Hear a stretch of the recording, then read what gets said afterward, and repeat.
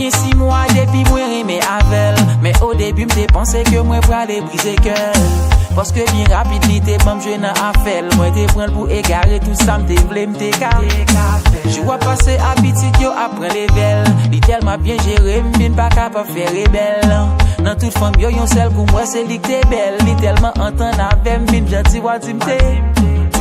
Kounyan vin lage nan sorti ensemble. Aller dans club ensemble zami yo di li prend tout temps. Yo me mande est-ce que m'gen problème femme mal plaka ki yon pied léger que yo ple de jouer dans jambe li. Nèg yo comme moi yo di yo manger déjà. Ça va garder m'se moi k'ap manger le kounya. Pas prend chalet nan men nèg pour femme moi. Pas prend parole nan men nèg sou femme moi. Nèg yo comme moi yo di yo manger déjà. Ça va garder m'se moi k'ap manger le kounya. Pas prend chalet nan men nèg pour femme moi. C'est moi qui compte qui j'en le fait me sentir bien.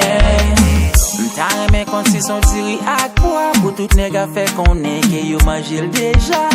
Yo met parler ça pas bien manquer dégâts. Pour même pas ni fâché ni pour m'ta vieux regard. Ma vie ak femme moi nan fi ki yo point bas. Pas pour chalet nan men nèg a li voir nan men l'état.